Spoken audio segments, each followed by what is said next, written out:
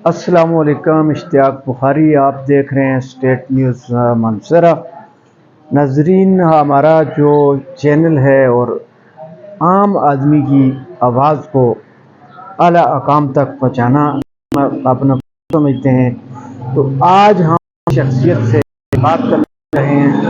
वो अपने वक्त में एक सेहतमंद आदमी हुआ करते थे, लेकिन इस वक्त वो गुज़श्ता कुछ अरसा से माजूर हैं और बड़ी तकलीफ़ की ज़िंदगी गुजार रहे हैं।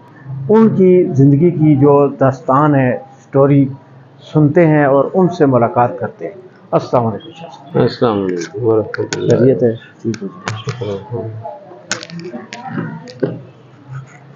आपका पूरा नाम क्या है? सैयद बाबर हुसैन बुखारी। अच्छा, तो शाह साहब आप कितने अरसा से माजूर हैं? 11वां साल अभी मेरा जी। 2018 में दूसरे महीने में मैं बीमार जॉइंटिस बुखार की वजह से मेरे दिमाग में पानी पड़ गया, लेकिन वो तो ऑपरेशन कामयाब हो गया। अब मेरी मशीन उन्होंने डाल दी थी।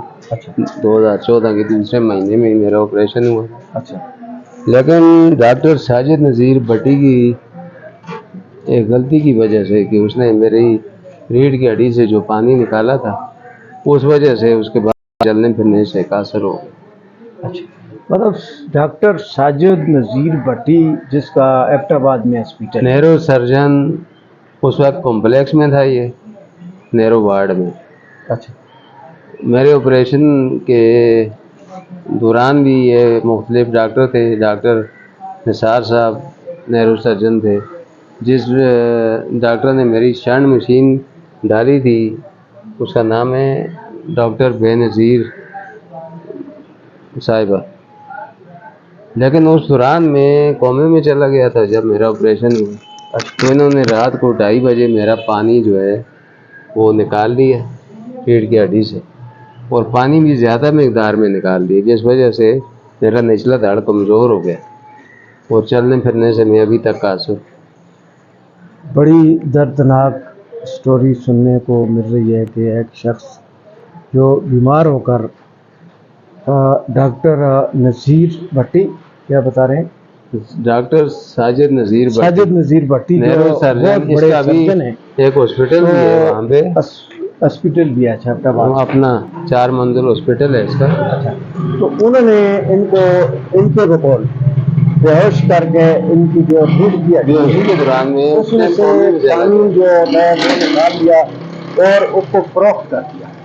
ज़ाहिर है, मुझे तो अभी पता ये चला है कि 7-8 सालों के बाद मुझे पता चला था कि ये पानी चोरी करके, जैसे गुर्दे चोरी करके मरीजों के भेज देते हैं ना, दूसरे मरीजों को लगा देते हैं, उनके लाखों के हिसाब से पैसे ले लेते हैं। और ये जो हमारा जो इसने पानी निकाला, पानी इससे थैलेसीमिया ब्लड कैंसर के जो बच्चे मरीज उनके लिए अच्छा, यहाँ से बोले इनको अच्छी खासी वहाँ से रकम मिलती है।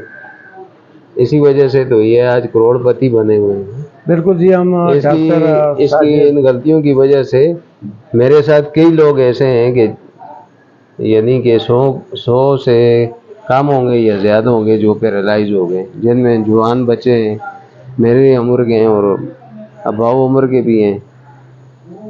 मैं माशाल्लाह बस ड्राइवर हूँ, मेरे पास एवी PSV लाइसेंस है, यानी कि बस का ड्राइवर हूँ मैं, ठीक है। लेकिन इसकी गलती जैसे आज माशाल्लाह 3 बच्चे, 1 बेटी है, 2 बेटे हैं। अब मेरा मकान भी इसी बीमारी के दौरान मेरा अपना ज़ाती मकान भी हमारा सेल हो गया। बोलो बेटा, अस्पतालों में भी बड़ी एहतियात की ज़रूरत है। जब नहीं, ये लोग रात को 2:30 बजे आए हैं ना जी, उस वक्त मैं तो कोमे में था, बेहोश था। कोमे वाले बंदे का ये होता है कि वो नींद मुर्दा हालत में होता है, सिर्फ उसकी कभी कभार आंखें खुल जाती हैं, वरना आंखें भी नहीं खोलता है, उसकी बातचीत कोई चीज़ नहीं। उस वक्त मेरा जो भाई था मेरे पास, उसकी उम्र थी टोटल 17 से 18 साल। ये 2:30 बजे आए हैं, वो सोया हुआ था, उसके बकौल इन्होंने दरवाजे पे दस्तक दिए। उसने पूछा जी कौन है? کہ ہم ڈاکٹر ہیں آپ کے مریض کا چیک اپ کرنے کے لیے. انہوں نے کہا جی اس کی ریڑھ کی ہڈی سے کوئی ہم نے پانی لینا ہے اور یہ بہت ضروری ہے. اگر ہم اس کا پانی نہیں نکالیں گے تو اس کی وجہ سے یہ ٹیسٹ ہے اگر نہیں کریں گے تو ہو سکتا ہے اس کی ڈیتھ ہو جائے, بندہ ایکسپائر ہو جائے. تو وہ کہتے ہیں کہ مجھے اتنا پریشرائز کیا گیا ہے کہ جس وجہ سے پھر میں نے ان کو اجازت دی ہے. حالانکہ میں نے ان سے کہا ہے کہ رات کو 2-2:30 بجے کون سا ٹیسٹ ہوتا ہے, آپ آئیں تو صبح آئیں. انہیں کہا جی نہیں ابھی لینا. جی یہ سٹوری کتنی دردناک ہے کہ ایک بیمار شخص ہاسپٹل میں داخل ہوتا ہے تو اس کو بھی بڑی احتیاط کی, بیمار تو کوئی بھی ہے وہ بے بس ہوتا ہے, تو ان کے جو ہڈی سے پانی نکالا اور وہ بہت قیمتی واٹر ہوتا ہے جس سے کروڑوں روپے کے جو آگے انجیکشن تھیلیسیمیا کے پیشنٹس کو لگتے ہیں. اس پر ہم الگ ڈاکٹر ساجد نذیر بھٹی جو ہے ان سے بھی رابطہ کریں گے اور ان کا موقف ضرور لیں گے کہ ان کا کہنا ہے کہ ان کی غلطی کی وجہ سے یا کیا یہ واقعہ کس حد تک درست ہے کہ ایک شخص جو ہے وہ اپنے گھر کی کفالت کر رہا تھا اور وہ آج معذور ہے اور دوسروں کی مدد کا منتظر ہے. اس وقت ان کا کوئی ذریعہ معاش نہیں ہے, کوئی مشقت نہیں کر سکتے ہیں, اور جو صحت مند افراد جو صاحب ثروت حضرات ہیں, جو مخیر حضرات ہیں, ان کے لیے اور جو پاکستان میں جو ادارے ہیں وہ برائے نام ہیں, بنے ہوئے ضرور ہیں, اور معذور افراد کے بہبود کے لیے بنے ہوئے ادارے خود تو بہت امیر ہیں, ان کے دفتر بھی اچھے ہیں, گاڑیاں بھی ان کے پاس اچھی ہیں, لیکن معذور افراد جو ہیں ان کے پاس ایک ویل چیئر تک نہیں کہ جس کو موٹر سائیکل کسی کو مل سکتا ہے جو بھی. تو اس پہ ضرور غور فکر کرنا چاہیے کہ ان کے مدد ہو, یہ بھی معاشرے کے اندر اپنے عزت کے ساتھ زندہ رہ سکیں, اپنے بچوں کو تعلیم دلوا سکیں. ان کی جو آسائشات زندگی ہیں ان کی طرف جو ہے اب یہ معاشرے کی ذمہ داری ہے.